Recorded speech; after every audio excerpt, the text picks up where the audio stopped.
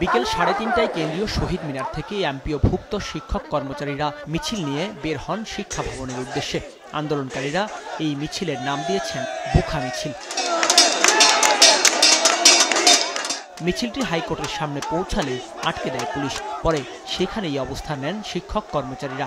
এতে বন্ধ হয়ে যায় হাইকোর্ট থেকে দোয়েল চত্বরমুখী সড়কের যান চলাচল।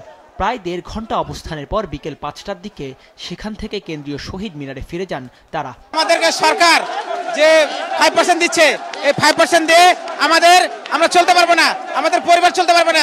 1 কেজি পেঁয়াজের দাম যদি 80 টাকা হয়, চাউলের কেজি যদি 75 টাকা 80 টাকা হয়, একজন শিক্ষক কখনো খেয়ে পুরে বাঁচতে পারবে না।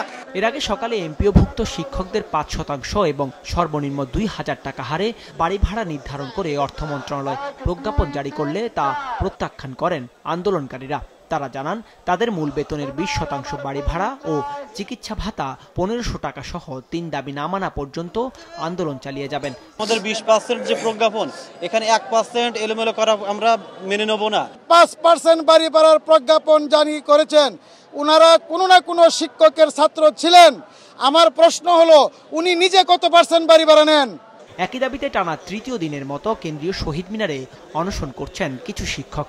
সরকারের প্রজ্ঞাপনকে প্রহসন উল্লেখ করে শিক্ষক নেতারা জানান, দাবি আদায় না হওয়া পর্যন্ত কর্মবিরতি ও অনশন সহ অবস্থান কর্মসূচি চালিয়ে যাবেন তারা।